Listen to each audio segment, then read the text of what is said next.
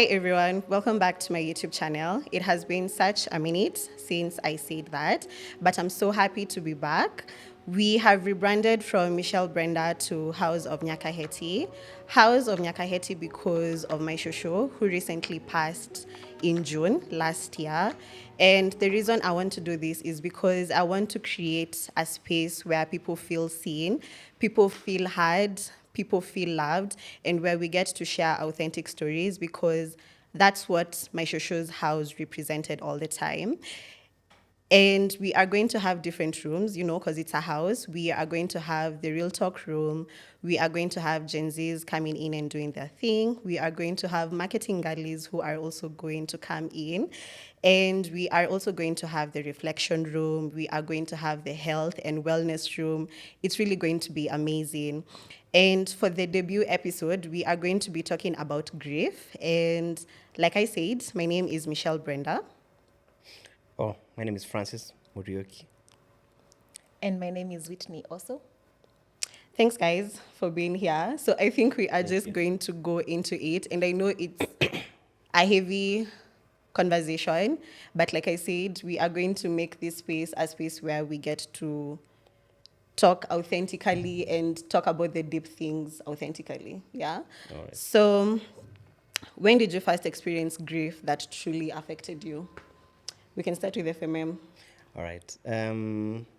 So for me, I'd say personal grief that really affected me was in September of 2025. So during this time, I actually on 12th of September, I got diagnosed with an ischemic stroke. So mild ischemic stroke, which actually exhibited right-sided weakness. And that was a moment that will forever be etched in my mind because I was preparing for work or preparing to go to work on that morning. And as I was preparing to go to work, I stood up from bed.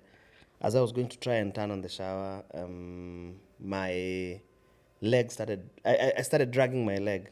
And at the same time, my hand was drooping. So I was raising my right hand, but it kept dropping. And then I switched on the heater. And then when I went to try and make a call, I noticed I was what is it called?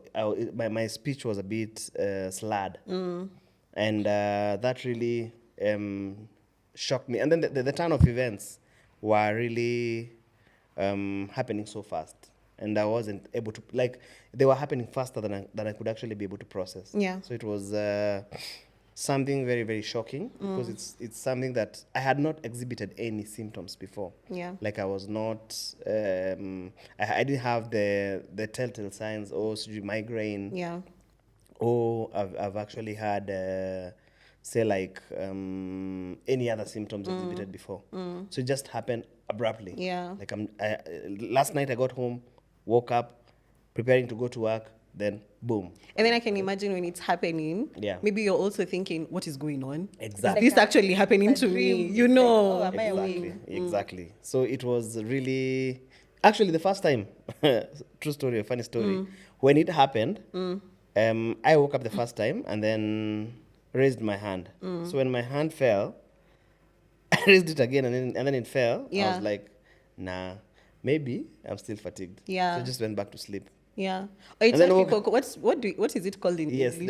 the Kifunga. What is Yeah, it called yeah, in yeah, English? the way there your hand feels ni kama kuna Yes, pins yes, and the needles. blood, The yeah. pins and needles. Yeah. Kuganda. Yeah. So it's pins and needles. So I actually initially thought that was what I was actually experiencing. Yeah. So when it persisted for some time, I decided wacha nilale kidogo Yeah. for like 10 more minutes. And then when I woke up, night had started now happening so fast because it really happened very, very fast. Yeah. Yeah, and ton of events, and then I found myself in the hospital. Yeah. Okay. Whitney? So the first time I encountered grief was in 2013, I think, New Year. My high school friend got into an accident, and then she passed away. So I was just called and told, like, your friend was involved in an accident, and the car that hit her actually left her unrecognizable. Her skull was broken. So I was like, okay. It was sad for me because she was really, she had a really bubbly personality. She died saving her sister, and that was really like sad. But okay, that was traumatic for me. Yeah. But now in 2016, I lost my grandpa. So that one was crazy. Like, I didn't feel it there and then.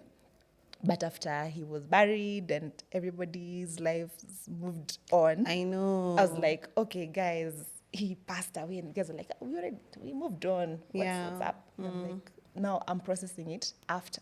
Yeah. Yeah. Okay. Well, I think for me, like I just said, the reason why we're even here, it's because of my shushu.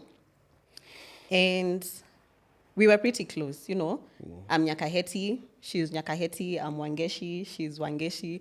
I remember you used to see the passwords at work because all my passwords were Nyakaheti, and she was like, Nyakaheti, who is Nyakaheti? So she passed last year in June. And funny enough is she was in hospital, you remember, FMM, and we were supposed to go and see her. Yeah. And I remember, like, in 2024, when she got her stroke, I genuinely thought that was it. Yeah. Because I remember when we were going to see her in hospital, and then, like, in our family, for guys who don't know, FMM is my cousin. So I remember when we were going to hospital, and in our family, and maybe it's also African families, and like people have to be strong, but I'm there, I'm balancing tears. I'm like, okay, why is everyone like acting like we have to be okay? And I think for me, I started grieving her while she was still alive in 2024. Because I remember we even went for book club with my book club girlies, and we went behind the tent. Behind the tent is when we go, for some drinks here and there. And they left me there. And I remember I was crying and even the waitress came and asked me, are you okay? And then that's when I realized that I have to go home. And she was still in hospital, she was still alive, but I was just dealing with so much pain and so much grief, but she's still alive. And well, the Lord gave us another whole year. So when it actually happened in June, I remember when she went to hospital, I kept on calling, what will I call her? The person who was living with the caregiver. I was calling her every day to ensure that they are okay, because we had planned to go at a different date. But on this particular day when I didn't call, I remember I found a missed call from one of my cousins, Wangeshi. Okay, one of the many Wangeshis. And I was like, I'll call her back. And then I forgot. I didn't call her back. When I went home, I was like, I'm supposed to call the caregiver. I was like, okay, Sarah, I'll call her. And then, with adulting, when you get home, you have to shower. Like, we all have different routines. True. So I ended up doing the whole routine. And on that particular day, I wanted to eat fish. So I had to pass by Wakalusi, and I had to pass by Wakalusi. And I remember people who trash talk Wakalusi fish. They have good fish, Ama? Guys. No? Well. No, oh, okay. It's an ad. It's What's not your an thoughts on ad. this? I've never bought. Really? Yeah. Anyway, for me, I enjoy their fish. So Wakalusi. The best fish in the markets. So I remember I first by there, I got fish, and I did the whole, I showered, I cooked, and this whole time, you're just like, just having a nice evening. And then, out of nowhere, my uncle in the group texts, take heart, everyone. In my mind, I'm like, why are we taking heart? What has happened? But then there's a voice inside me that was like, okay, I think I know. I think I know what has happened. But I'm still in denial of sorts. So I called the caregiver and I asked her, mmeshindaje? And then, kwani mama jakwambia? Kuniambia nini? She starts crying. And then, for her, like you saw, she's the one who will wail and cry. And I was Was like, she okay. older? She's like an older. She's like, like a mom. She's like, yeah. Okay. So when she started wailing, I was like, okay, sir, let me give her space. So I hung up. And then I was like, I put the phone on the side, I put it on D&D. And then I'm like, I go serve my fish and I eat it. And like, Fast things fast. You need energy. Man must eat. I can't explain it because every time when I deal with things, I always look like I'm in a state where I have to first function. Yeah. I can't explain it. Maybe it's denial because even with you, when Viv called me and told me you're in hospital, I was like, okay, sawa. I hung up. I can't explain it. So I also did the same thing with this one for Shusho. I ate, and then that's when because I think all of you were avoiding to tell me or call me, something like that. So I eat, and then once I'm done, now I'm set the time for crying. I think I cried the whole night, and then I didn't even sleep. The next day I had work because, as much as, yes, I'm going to take leave, I have to, hand over. When I was going to work the next day, my eyes were so puffy, but still I have to function. So I think for me, that's one. I know I've dealt with grief in so many ways, losing like heartbreaks and losing jobs. Kwanzaa, that one for jobs. I've dealt with so much. But I think the one that really, really affected me was losing my shosho. Yeah. How did you process it at the time, FMM? So I'd say when it actually happened immediately, I was two things, in denial and in shock at the same time. Because I was like, why is my leg not moving? Yeah. Like, why am I standing? Yeah, I can imagine. Why am I standing in italics? Yeah. Trying to stand straight. Wow. I was literally standing on one side was really weak. So it was both a shocker and disbelief because and then now when we got to hospital, because I was in the house preparing to go to work, so I actually called the guard from where I live together with our house help, and they're the ones who took me to to the car, and the guard drove me to hospital. Yeah. So when we got to hospital and I got in, as I was waiting to actually be attended to, when now people started coming in, the people, my friends, mom, my sister, anyone who'd come in, tears would start just flowing on their own. Like I wasn't really crying. Oh, for you? Yes, but I just start seeing tears coming. Yeah, like you And can't then, control it. Yeah, and then you're standing there, but you're being held as you're standing there. So it was really something unexplainable because it was such a shocker, and also the fact that I cannot be able to walk. Like literally, there was no sign. So yesterday, drove myself from work to home. Then today I cannot be able to walk. So it was really like you know the things like you actually have to. And then the funny thing is that I did not lose any sense. So if you pinched me or if you pricked me, feel the pain. I was feeling everything. I didn't. It's not the nerves that were weak. It's the muscles. So the nerves were working all right. So any prick or any pinch I'd actually feel. But now I cannot lift that hand. Yeah. So it's like a whole thing that is actually attached on this side of the body. But over time, I think I started now processing it, especially when now I went to, we moved from Kikuyu Hospital and went to AAR. So when I got to AAR and stayed there for a week, so during that time, when I saw them now taking me for that MRI scan, and then after that, I was taken to ICU for monitoring. Now that's when I started realizing, hey, the shit is getting real. The shit is getting real. So at that point now, that's when I started trying to process it and try to understand or believe it. But it was one of the things that actually helped me a lot was the mental resilience that I actually put across. I didn't allow it to bog me down. Yeah. So I just told myself it has happened. Like I normally have, I think for me, and what really helps me a lot is that I normally have this, I don't know what I'd call it, but I have this, you see like the way you've described about you and when you're told some very, very sad news, you have to first stop and now be able to actually process it in, or rather compartmentalize. Yeah. For me, I think I do not dwell on that thing that is actually bogging me down. Let's say like a job loss.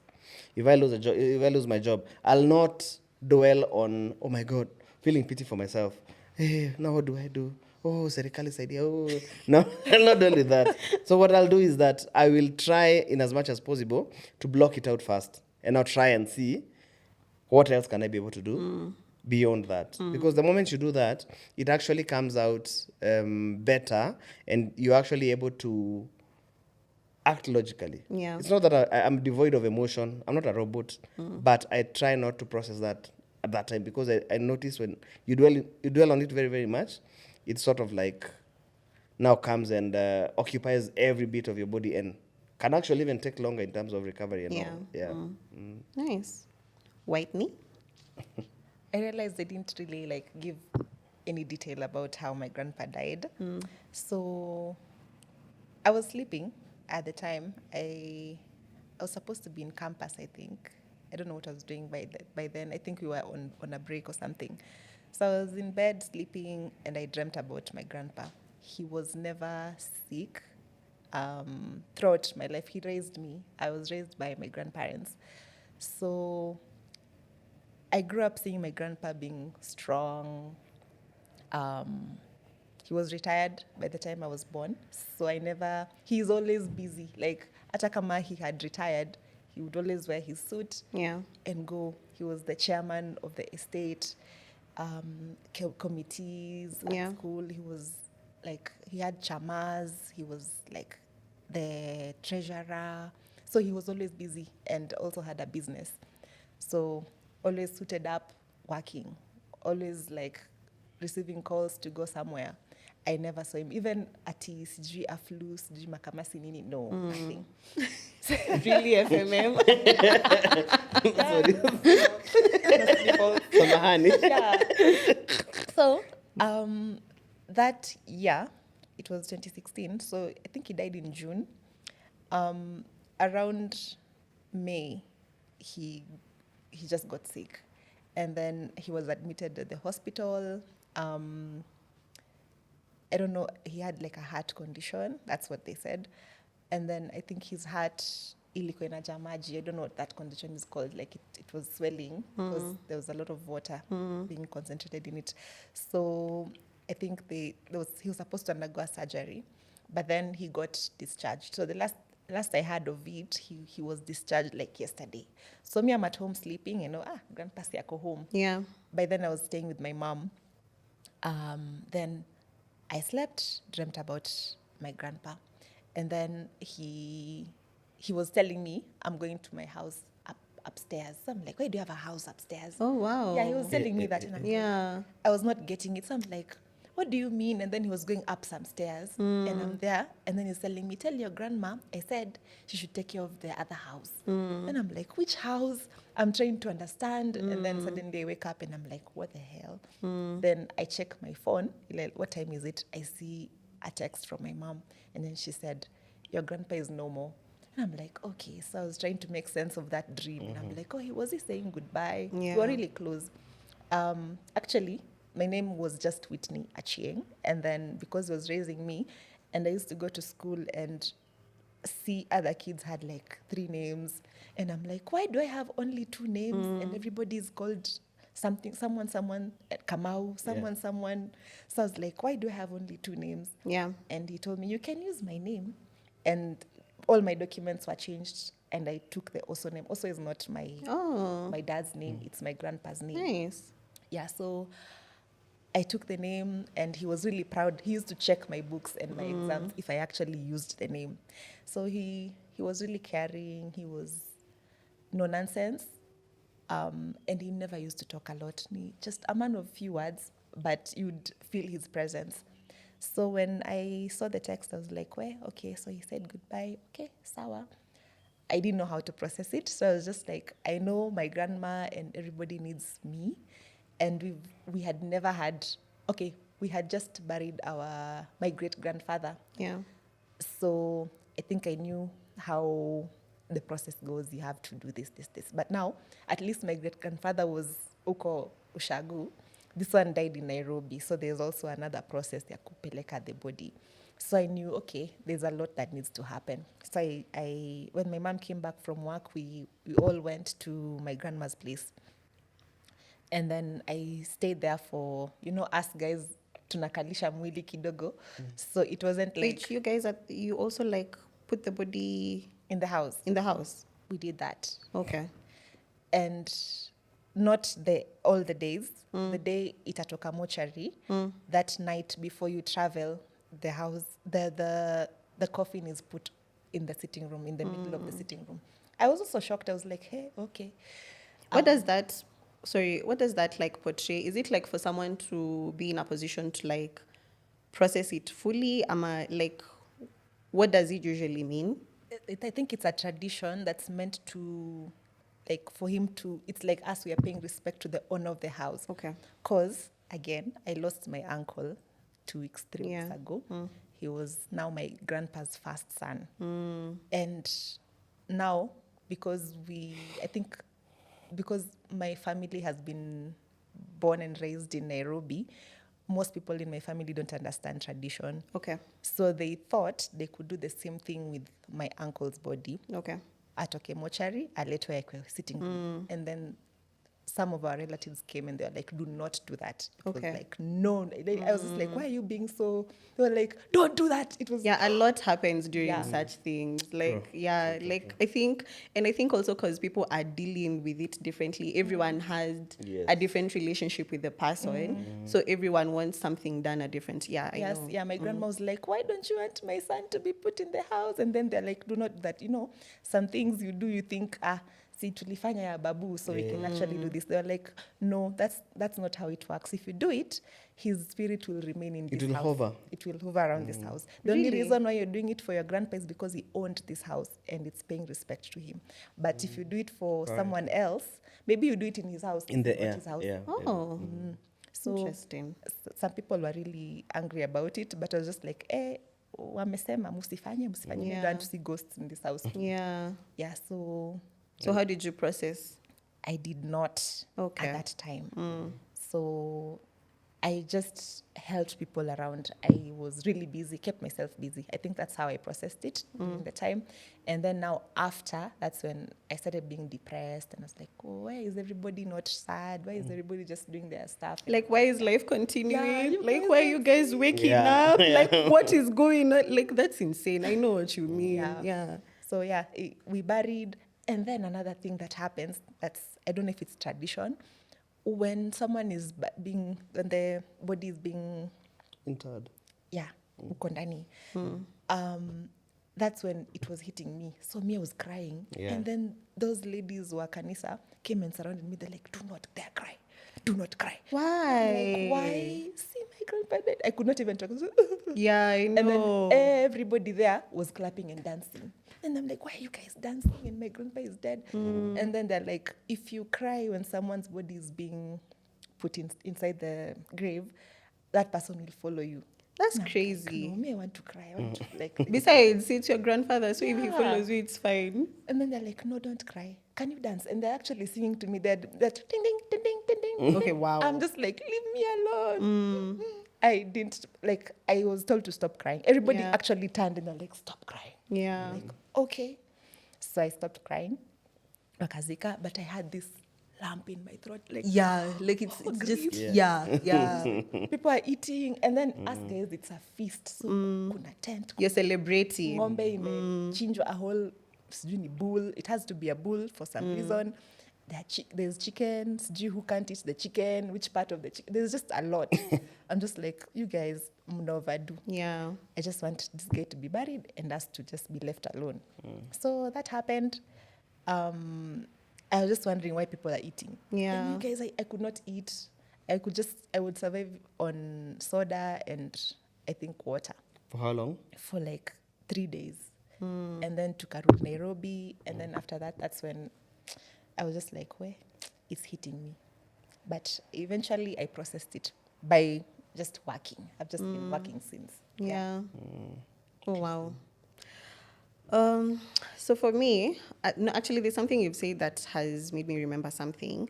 Because for us, when we went to view Shosho in the mortuary, for some reason, I got stuck there. I don't know if FMM you saw that. Like I got stuck there. I was like, I couldn't move. So I remember Mama Shogo is the one who Yeah. came and took me. And then she took me to the side. And that time I was crying. Like I was crying, like the way you're saying, like proper tears. And then she's there, she's telling me, it's okay. You know, Shosho lived her life and we are all heading there. And for some reason, I appreciated it because it's true, you know, like Shosho, I think, was 100. Yeah. 100 plus, and it's okay. She lived her life. And I was like, okay, Sawa. I cried. And then I was like, Sawa. That's when I went to your mom and my mom. Because for them, I think maybe it's such a, I don't know. But for them, they were not able to go and view Shosho. But so I just had to go there and hug them and tell them it's okay. Like, just like you're saying, like, just trying to be there for everyone else. Like, Sawa, you'll deal with yours later. But I think for me, honestly, I processed it, if I'm being honest. Because you see, even when I found out that day, as much as yes, I ate fish first, I still I ate, yes, but I think I would call it denial. I think it just comes out in different ways. For me, it was I have to eat first, and then I cried, and then I remember Tony had shared some photos like on Sunday when Shosho passed on Wednesday. And the photos he sent me, she looked like she didn't look like her at all. And that's when I was like, okay, I don't know when it's happening, but it's happening. And that same Sunday, I also cried the same way. So it's like I just knew. And then I think for me, as much as on the outside I'm very emotive, I'm very emotional, I will cry. I don't cry. I don't like crying in front of people. Really? So, yeah, usually I'd maybe go to the washroom or like excuse myself, cry, and then come back. You'll never see me crying at you. It's very rare. But I also tend to think the reason most people do not, when it comes to viewing the body, there's someone who told me that the reason most people do not usually go to see, it's usually because they want to remain with that last memory. So you see, when you go and see, say like an accident victim, and then you go and see that image, Like what you Whitney had understand? said, yeah. So you'll be left with that image. So That most will be the last yes. image you see. So most people Okay. do not usually want to go and view the body because they want to remain with the happy memories that they had of this person, the cherished ones. You understand? I had a classmate in high school, in Form 2. She had sickle cell anemia. She was called Christine. She was so pretty. And then she just died. She used to come to school like once, twice a week, anapotea, hivyo. Then one day she just didn't come to come. Oh, Christine passed away. So that was the first time actually I heard of someone who had died that I actually knew. So we went to her wake at the church half. What's it called? The church service. Requiem mass. Yeah. And then I viewed the body and she looked so peaceful. I was like, I'm glad I viewed this. She was just smiling. She was like, Yeah, it I think, looked really nice. yeah, I get what you mean because I think, but I also get what you mean. But I think also for people when they don't view the body like during there's that, what is it called? It's usually like, what if I just went like, there's that Closure. still lingers. Exactly, it's closure. It still lingers. I wish I did. I Yeah, wish, you know, yeah. because I remember even for my mom, she was telling me she wishes she went. She wishes she Sha. Sha.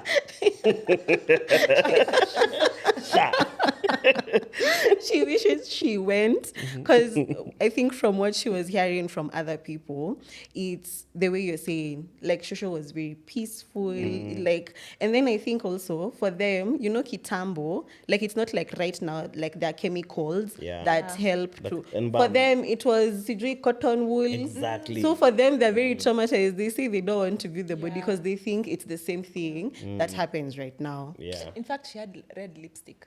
Oh really? Yeah, she No, looks but like- no, actually, right now, even people like are getting their nails done, and it's a whole thing. So So I think viewing helped. I was like, oh yeah, she's gone. And then I saw, I was like, she's in a happy place. yeah. So FMM during the stroke, did you feel supported by the people around you? Yes. So during the time, and even during that recovery phase, especially when I was in hospital, because I stayed in hospital for a total of 7 days. And while in hospital, I remember I used to have so many people coming to visit. Yeah. And then she knows very well. My family can be loud, very loud. Yeah. So they'd actually come to hospital, and the ward that I was staying in, they'd come and occupy. And there were other patients, but they would come and occupy the entire whole, area. yeah. So you'd find like 15 Wow. people at one or interval. even 20. So I remember even during the time I was in ICU, because for the ICU, you can only have 2 people At a going time. in at a time. Yeah. So they came in. I remember one of the guards was like, kwani huyu mtu ni nani?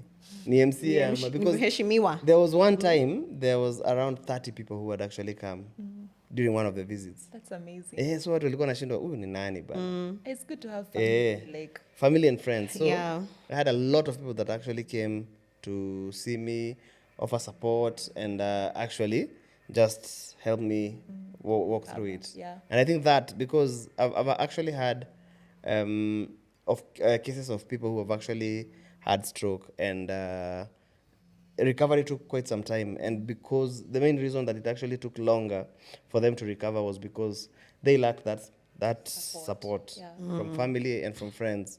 So they tended to feel alone. Yeah, and then That like you say, plays you a- get to yeah. like unaanza kujihurumia. Exactly. Like, and And it you see, gets to you. That's the worst, especially ukianza kujihurumia, ukianza kuona haki ya Mungu, siwezi tembea, sasa nitafanya nini? That's the worst. Yeah. Yeah, because you now you see, even recovery depends on how you perceive it and how you actually push yourself. Yeah.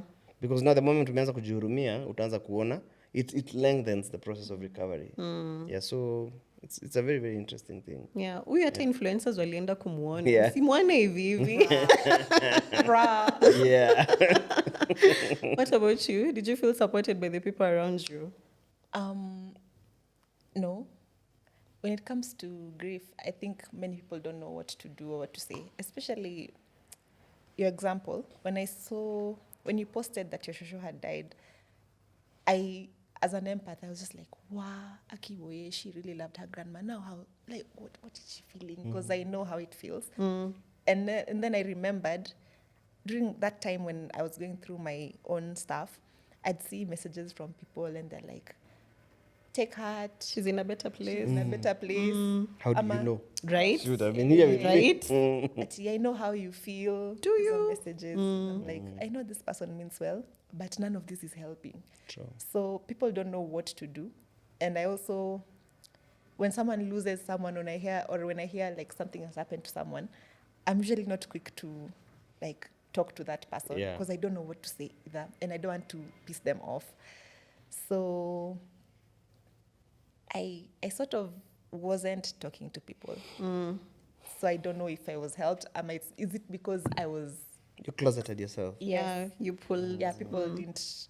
Yeah, people sent messages, but I didn't care about those messages. Like, Yeah. oh, at least, yeah, I felt seen, yes, but I also didn't want to see those messages. So, and then family, people moved on. I was also angry at them for moving on. Yeah, because why are you moving on? It's your dad, Yeah. it's your uncle, or Yeah. something. Yeah. But for And them, then for them, they don't even talk about it. Yeah. Like, it's done. done. We move on. Ama my grandma would be like, sasa hata baba yenyu aliniwachia nani, like such comments, and you're like, sasa wewe pia. Yeah, so I didn't feel supported, so I felt like they need to support other people within the family, but not myself. Yeah. Yeah. I think for me, it's all-rounded. Like, there was so much support. And then there was also this other side for you guys. And I know you were really coming from a place of love and a place of... But you see, because I remember Vivian was saying... you guys were wondering, okay, how do we go about this? Like, everyone was like, Yeah. how do we reach out? How do we? And then you see that is coming from a place of consideration, but it also made me not be part of what is the right term? Like, it made me feel left out for that part. But of course, like I said, everyone was dealing with it differently. Everyone had a relationship with with Shosho. Everyone had a different relationship. Because I remember even on that first day, I think the first 2 days, my mom was not picking my calls, and I was like, okay. I think, but at that time I was so angry. But she also just lost her mom, and she's also just a girl, you know. But on this other side, in terms of community, people really came through, girls from book club, and I think that's also the beautiful thing, because you really don't have to depend on your family for everything, because they're also dealing with the same they're grief. They're also grieving. So that's when now I got like support from this other end. And yeah, it was very beautiful. It was a lot, but it was beautiful. And I think also during the burial, I remember, because I was reading my eulogy. Do you know that eulogy is I wrote that eulogy that same day when I was crying with tears on Instagram. Like the one I wrote, that long paragraph, it's the same thing I read during the burial. And I remember when I was telling you, ukuja usimame na mimi, because I was but then during the burial, like as a family, there was so much grace. There was so much peace. Like up to date, I can't. I don't. It was so beautiful. I can't explain it. That everything went so well. Nobody, like, the way people like faint, like and the grace was sufficient. That's what I'm trying to say. You've mentioned the eulogy and all the funerals that have happened in my family. I'm usually the one who's told to read that thing. So for my grandpa, I also thought I wouldn't do it. And then when I got to that stage, I'm at that jukwaa. Podium. So I took the program, and then I read it. I blocked my mind. Like I decided not to feel anything and just read it. Like, so when I was reading it, kumbe I developed an accent. I was just like, it's like habari, mpenzi mtazamaji. I read it with an American accent. It was like, so Sylvester Oso was Really? like, I read it, nikamaliza, and I was like, thank you. I was like, Huyu ametoka majuu. I didn't know nilikuja Also kuona. cool. Yeah, also. Also cool. So I watched the video later and I was like, hey, okay, kumbe hii career ya media kidogo. Unaweza nini? Sauti nyororo. Inatoa nyoka pangoni. All right, FMM, what helped you get through that period? Because honestly, you've really come a long way. Very, very, very. Yeah, because even like right now, your hand is moving. Yes. Your leg is moving. True. Yeah, so I'd think what helped me get along the way. So one has to do with the mental attitude, because I remember the hardest bit was transitioning, because now you see, when I left hospital on September 20th and went back home, I was actually wheeled using a wheelchair. Then got to the house, and then I live on the 4th floor. So before I actually got from the ground floor to the 4th floor, it was work. And it's something like you wouldn't have thought about any other day. Like unapanda 2 stairs, stairs, like, But I am telling you, kupandisha hizo stairs. Hey.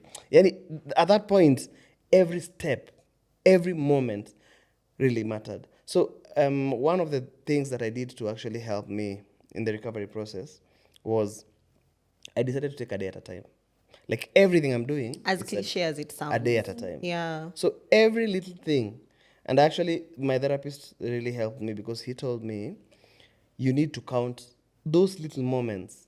That one, like, when you actually get stroke or something, you see what happens is that part of your brain, that those brain cells that are blocked because of the clot, those ones die. And now you end up generating new cells. So when you're actually recovering, you become like a baby. Yeah. That's what I was told. So you become like a child. So it's like you're training those new cells to walk again. So ideally, it's like you're relearning. So I was actually even told that they're called neuropathways. So you form new neuropathways when you're actually recovering. And when you form these new neuropathways, you actually are like a child in terms of the way a child is taught how to walk, the way a child is taught how to balance when walking, the way a child is taught. I'm actually even lucky that I didn't lose my speech. Yeah. So I was told that as you're recovering, because of this, you can, like, it's very easy for me to actually learn. I'd actually even learn to become a right hand because I'm left-handed. So I've Sure. actually learned. You remember I've sent you that video of left-handed people when no one is watching. When no one is watching, they use their right hand. I'd actually even have learned to become right-handed. And I was told that you can actually even learn a new skill faster. Like, I'd actually be able to learn a new skill faster than you. Really? Yes, because you, or a person that has not suffered from a stroke, has no new neural pathways being formed. Oh. You understand? Yours developed when you were younger. So right now, everything has developed. So if we actually took a course, you and myself, I'd be able to grasp that course faster because of this new It's like, Oh, cells wow. that it's like you be- gain yes. superpowers at Yeah, Yes. that's interesting. And so because of that, I started doing Germany. That's Germany. I started doing German on Duolingo. Really? creativity. I'm in creativity. So I started doing German on Duolingo. I'm on day 84. Oh, how is that going? It's going good. Yeah? It's going good. Okay. At least I'm Duolingo. yeah. Duolingo na venye atakuwa Hiyo kunini kushinda kinini mtu. But it's very, very interesting. So I took up that challenge and decided wacha nijaribu kunini. But much more than anything, taking a day at a time is what really helped me. Like I'd count the little steps going up the stairs, plus your baby. going down the stairs. Yes. Oh. And my kids. I have The daughter, I have a I'll say it daughter. on your behalf. Like the daughter will just go, Yeah. like, and then that time you had I had a walking stick. a walking stick, Yeah. and the daughter is just like, okay, Baba twende. Yeah, so she like, should come, bring me my walking stick, and then tell me, now let's Yeah. go. So she's Supposed leading to the give you way. a lot of Yeah. So she's Yeah. leading the way, It and was so beautiful. I'm busy following her behind. And then we go up the stairs, Yeah. go down the stairs. So we are walking together. So Yeah. that really helped a lot. Wow. Yeah. Whitney, what was the question? What What helped you get through that period? Yeah. As I said, I kept myself busy. So nilikuwa- D- I used to draw a lot, paint, sing in the shower. Like I just focused on like moving on from it, and that really helped. It's 2016 that I actually got serious with the matatu art. I ventured alone in 2016. Initially, I was Plugging in the biashara here. well, I'm no longer doing it, but by then I was learning how to do airbrush art and stuff from someone else, but I wasn't being paid. So I was like, F this guy, let me just do it on my own. I got some clients, I got busy. Yeah, so I think that focus in this idea, because I just did something new and Yeah. it helped. Yeah. Yeah. Oh, I think for me, like I just said, it really has more to do with community. Like the thing we are always told, your network is your net worth.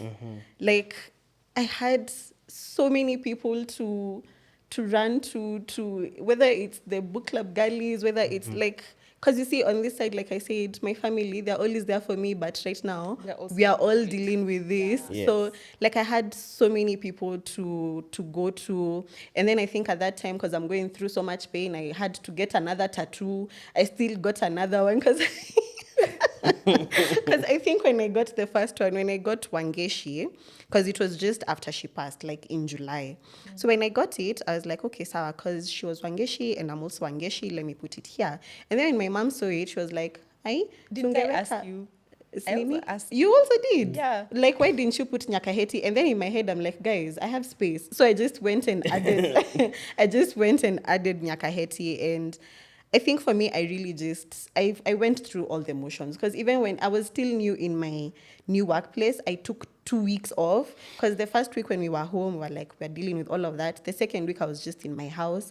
And I think at that time, I had gotten a cat. So, yeah. Yeah. Chronicles. What did grief teach you about life or relationships, FMM? So what did grief teach me about life? So yeah, that and it's something that I've actually noticed. When somebody goes through a near-death experience, they come back a different person. I thought that was just a story, but I am actually seeing it in my own life. Because it's like you've just seen death. It's like Umechungulia, yani, yeah. I'm telling you right now, in terms of even taking risks, I'm taking more risks. Like vitu za nilikuwa naogopa kufanya, right now I'm doing them. Yeah. Because ni ile sasa because ile za hakuna kitu na kushtua anymore. Yeah. Like if it's something that is annoying me, I will speak my mind and I'll not wait ati ile atanichukulia aje. No, I'll speak it out. Like it's like ni kama you get a new lease of life. Yeah. And I've actually, the reason I've mentioned that, I've noticed it also happen. You see Jeff Koinange? You know Jeff also went through a near-death experience. Yeah, but was it shown? Yeah. I don't know. Was it like public? It wasn't. I just- It wasn't. yeah, It was hush, shrouded hush. in Just mystery. disappeared. But if you've noticed right now, he's cutthroat. Like in his interviews. Hey, he's Yeah, come back a yeah. different person. Even people are criticizing and saying that he's come back and he goons. Like, I think that normally happens when you actually go through such an experience, and you actually become sort of like a different person. The things that you love, the things that you like and adore, you'll do them very, very much, and you'll actually go hard Yeah. on them. So that normally happens when you actually go through such a Kwa ufupi, you don't give a... you know, let's say a hoot. Because you've experienced that near because death. zile za Kwani sasa nini utaniambia utainiongelesha si ukae. Sasa kwani Nilikuwa karibu kunini bana, nimerudi. Nilienda nikaona Sayuni nika tap socket alafu nikarudi mbio. Alafu unakuja unaniambia ai. You understand? No using for you. No. Yeah, Nothing at zero. all. So right now I just say it like it is. If something is displeasing me, I'll just say it. Yeah, okay. Yeah. Interesting. Whitney? I learned a lot about myself. Something that probably used to happen, but I never noticed. I have separation anxiety, which even recently happened. Like one of my bosses at work, Ali quit. You do? I do.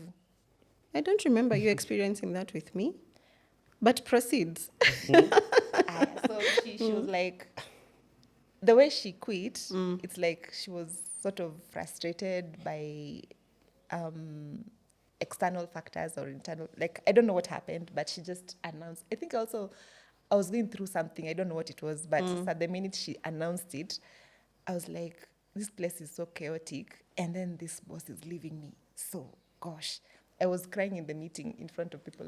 Oh, and you just said you don't cry in front of people. Oh, That wow. day I cried. So that's one thing. Lenny, Nice. unasikia tu lump up. Even for you, I was feeling that lump. I was just like, people can't You see. didn't cry. I didn't cry in front of people. Crying chini ya I maji. don't cry in front of people. Ulikuwa unalia chini ya hapa. Because for you, it was just like, guys, it's my last day. And I'm like, what? I didn't give people time to process. And then Ama ulienda that choo. day, Haraka haraka ukalia kupanguza alafu I karudi. was on leave. I was on leave, so I had gone to just take, it was a meeting or something, Something, like yeah. talking. So you couldn't see. I went home, like, just, what just happened? Yeah. It's our last day. How? Yeah. And But at least we're here now. Because we're always told, like, corporate friendships, they're friendships when they make it out of that office. Yeah. True. because we were trauma bonding. True. Proper. So, You guys were working together? We worked together. Where? Do we want to plug it? We'll tell you. Sawa. so yeah, she left.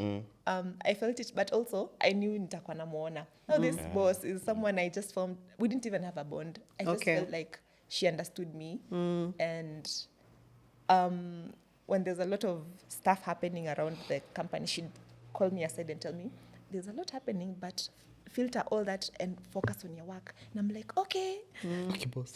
Okay, boss. Okay, I didn't even call her boss, but I just felt like she understood. Yeah. Like whatever we were going through as, I don't want to say what, if I just say people, but whatever we were going through as a department was because of external, internal factors. So she sort of understood and quickly Yeah. told me, usifanye. Ama this and this is needed now, try and work on it. focus on this, don't need that. Yeah. So when she left, I was just like, wow. And I was going through other things. I cried, walked out. She called me for like, we took a walk with her after, and then she just talked to me. And I realized that day that, wow, every time someone tells me they're leaving, I'm usually like, You get emotional. Come. remember Talk, huh? Natasha? When Natasha was leaving, I cried. Really? I was not even close with Natasha. Yeah. I cried when she was given flowers. There was some lady at that company who got cancer. When they announced she had cancer, I cried. I was just like, what? So me, Nikuulize, ukiwa mdogo, Who when your, left me? when your mom would leave you, you used to cry very much. Childhood my trauma. mom was never there. So when she came to visit, every time she left, I used to feel really bad. So I think she kept leaving. So kuna wako Yeah. trauma Yeah. kame nini, kame Kako I hapo. have that. kamekuja tu Like kwa people- siku. people when leave. we finish this and then we say bye. Oh my God. bye, guys. Oh. I hate hearing that word. Guys, okay, I'll be telling you, see you soon. Ama hata si hivyo unatoka tu. Yeah, unaenda tu. Oh, by then nimefika. Ile Irish Irish exit. bye, Irish exit. Yeah. So when my grandpa died, I think that's what was bothering me. Like now, there's that separation that has happened, and now I'll never see this person again. Yeah. But I didn't know. I came to know about it last year when that boss left.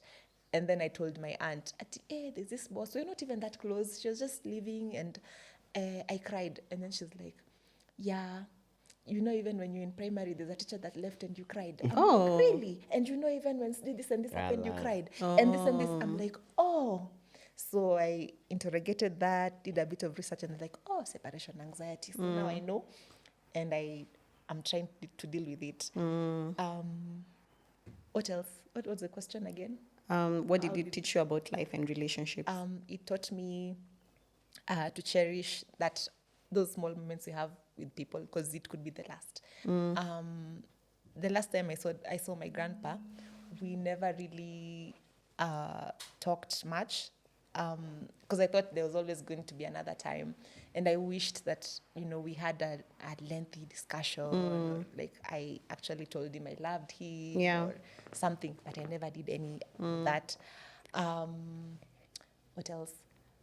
Also, it taught me that life is temporary. Like True. Fleeting. YOLO. Yeah, for real. So, like, if you can do something, if you say, my grandpa, by the time he died, he didn't even have a will. So now there's all this Just succession debacle and- for the land and I don't know Yeah. what. So like, when you think about it, I'm in my 30s, like early 30s. Not like, my goatees are not That's my knees are meaning, not that yeah. What are you trying to say? I have the mega knees. I feel like right now, you remember when we were still at that company, I was like really scared of taking opportunities. I'm Yeah, like, what will true. so-and-so think? Blah, True. blah, blah. But You've now come I'm a like, long way. Yeah, I'm like, Yeah. I apply for that job. Apply for it, by the way. If you Yeah. don't think about what someone else will think of you. Because they will replace you when you die Yeah. tomorrow. Yeah. They'll have a replacement. Hey, we'll have a different discussion about corporates. Let's not go down that road, right? But really, if you want to start a business, do it. If Yeah. if you feel True. like you love music and like I was telling you, I wanted to be a DJ at some point. Yeah. And my mom was like, "Sasa hiyo ni nini?" Yeah. I mean, right now I'd be one of the top female DJs, right? True. DJ So- Whitney. Yeah. On the rocks. So if you feel like this is what you want to do, just do it. You never know tomorrow how utakuwa. Ni ukweli. Yeah, I think you guys have said it all. I think what I'll add is tell the people you love that you love them. True. Like, please just tell the people you love them, because you might be with them today and then tomorrow just something happens and that might be the last thing you told the person. Because I think the one thing I remember with Shosho, even when she had the stroke and she started like having, we like call it Alzheimer's, because she like started like forgetting people. It was so random because I was just like closing the curtain and then she was just lying here. And then I just remember she just looked at me and she was like, and she told me in Kikuyu, I think I can say it in Kikuyu. Then you put here. Aliniangalia, and then she was like, Breda, nigwedete. And that's just to mean I love you. And it was so random because at that point she wasn't even remembering us. And I think that's what I'll say. Just tell the people you love You Very love true. them. Love them. Very true. Yeah. Do you think we give people enough space to grieve in our culture? I think we are almost like at 1 hour, but I think we can give 1 hour 20. Producer? 1 hour 15. Sawa. So, do you think we give people enough space to grieve in our culture? I tend to think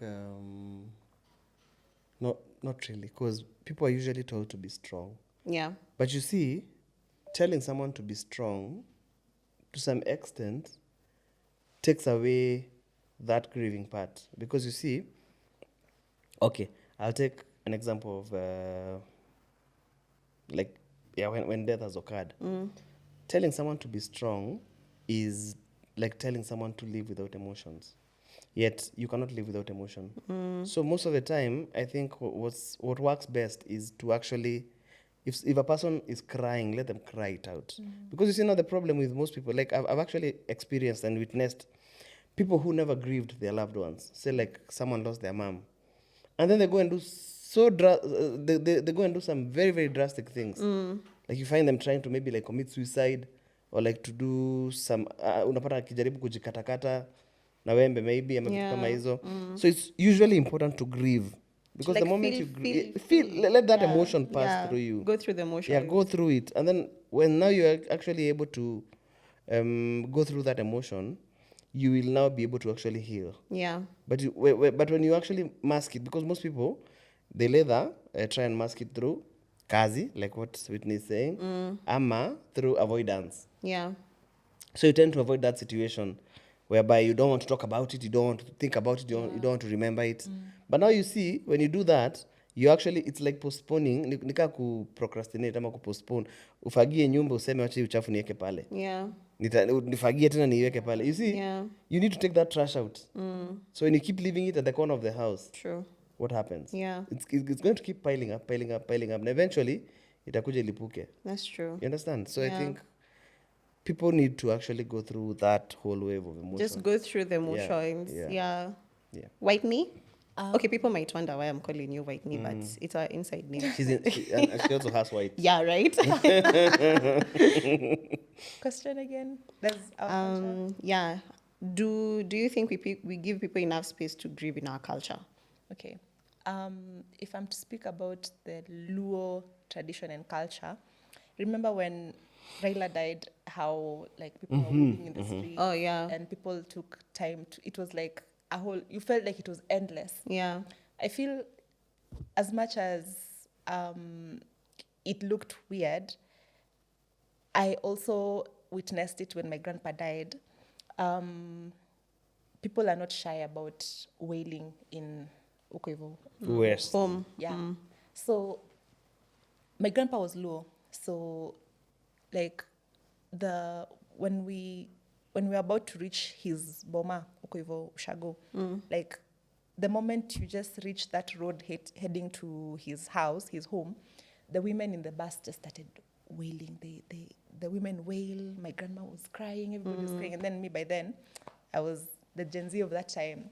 Yeah. I was just like, hey, What's happening? kunaenda aje huku? Yeah. Why And these quiet. people- I'm like, why are you faking it? But Yeah. they're crying. They were Yeah. like, They're going through the yes. emotions. And mukifika kwa boma, people just welcome you crying. Everybody cried. And it's just like the entire community is with you.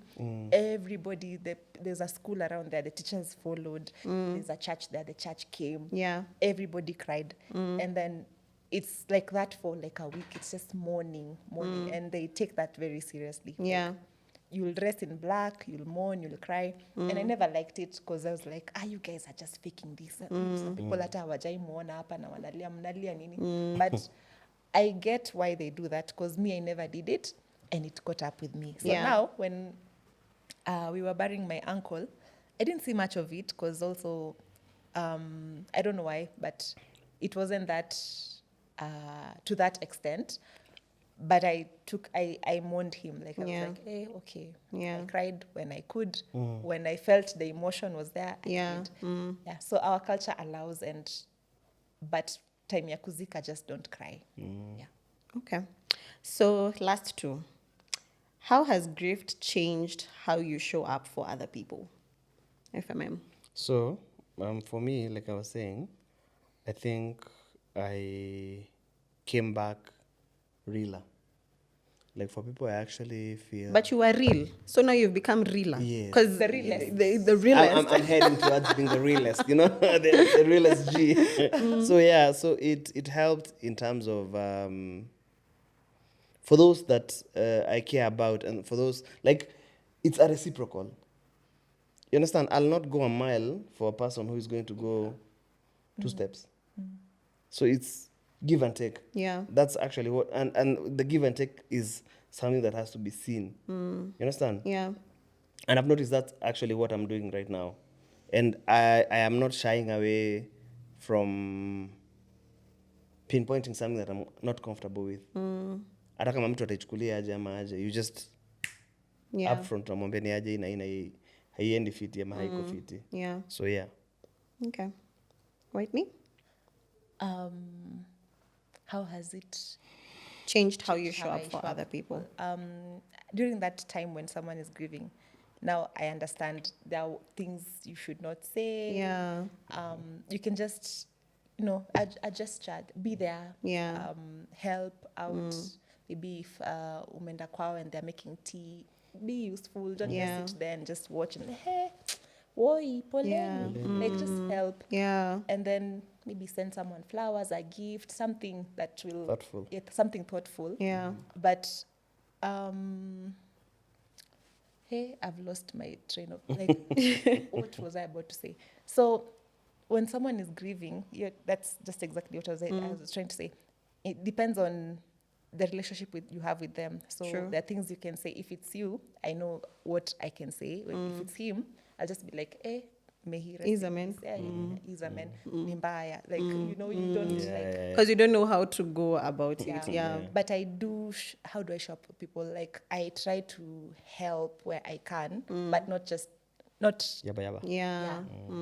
There's- I think for me, I've also learned with kwanza the words. Like when you tell someone ati they're in a better place. Yeah, Sijui, take like they're just kwanza those ones. I think I also came to learn, because like when you're older now, that's when you get to learn. But when you are younger, you're like, yeah, he's in a better place. But at least right now, we are older and we know. Yeah. Yeah. Like there was a joke that was being put across about people who are not able to handle someone who is grieving. And so someone is crying, and then you're looking at them and you're like, okay, what do I tell them? Yeah. Do you want toothpaste? Okay, sasa nitamwambia aje sasa. You don't know what to Is that question? You understand?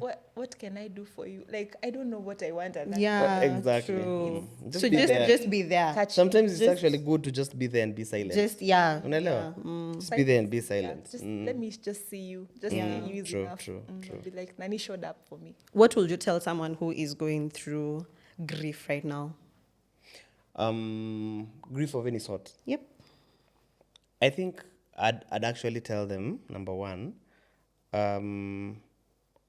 whenever you're going through grief, it's a phase of life that has to happen. Like for everyone, Yeah. in one way or another. And how you actually come out of it has to do with, number one, how you like go through those motions, and once you go through all of them, and then you now start healing. I wouldn't tell them. Okay, I wouldn't tell them to be stoic. And stoicism speaks about people. There's that misconception about people being stoic, where stoicism, people are seen as though they are robots, Yeah. devoid of emotion. Yeah. But it's not devoid of emotion. The good thing about like stoicism is that it teaches you that even when that unfortunate incident has afflicted you, do not lose your number one trail of thought. Do not lose yourself in the process. Yeah. Like stay strong. It's just a storm that is coming, and it's going to pass. And after that storm, there's going to be calm in the sea. Yeah. So just like stoics, Yeah. stay strong. Don't forget yourself in the process.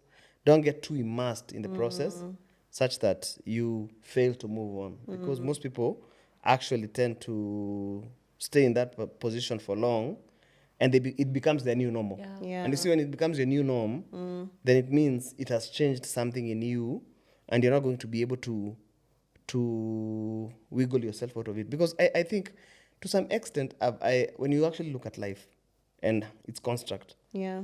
most of life, most of the time in life, you actually go through so many challenges. True.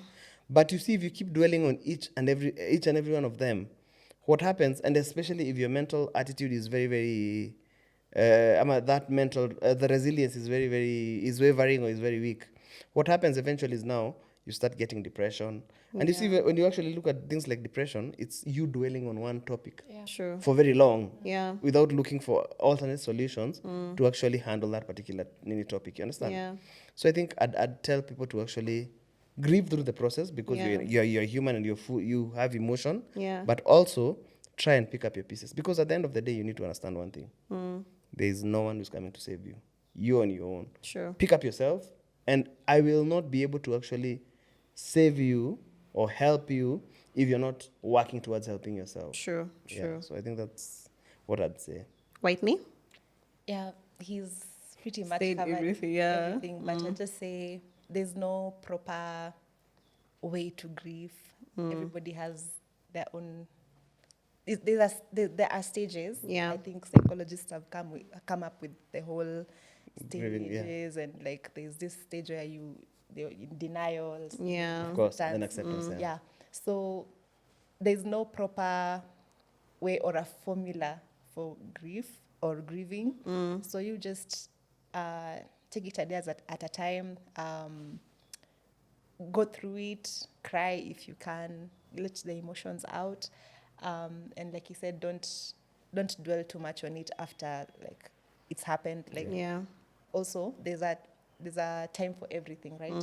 So let's say after a month I'm not trying to like give timelines, yeah. but I'm saying after a month you can try and like probably do maybe cement the grave, something, put flowers, Yeah. make that person still feel relevant to you, Yeah. but still continue with your life. Yeah. Don't dwell on it too much. Okay.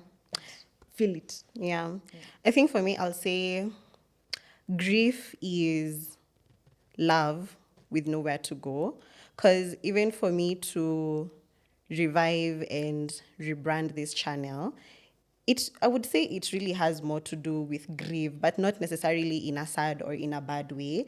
It's because I really want to continue Shosho's legacy, because she was a powerhouse, and I am her and she is me. I am Wangeshi, I am Nyakaheti, and yeah, we're going to create something beautiful. We are going to create a legacy, and it also shows that you really had the strength to love beyond measure, because like out here when people are saying, I've never found real love, it doesn't really have to be about romantic relationships, because the love that I experienced from my shosho and with my shosho was beautiful, and I will hold it forever. So yeah, any other parting shots? Nasema wewe ndio Sifuna. Miss Wewe ndio Sifuna. Sifuna. Yeah, niko kadi. Uko kadi. Niko kadi, That's why we niko kadi. So thank you so much, guys, and we look forward to seeing you in the next one. My name is Michelle Brenda. Francis Morioki. Whitney also. I love it. FMM pia unafaa kusema FMM. Ama FMM, yes. Yeah, thank Actually, you. FMM is my full name, Francis Morioki Macharia. Yeah, okay. Thanks, guys. Bye. Thank you. Mwah.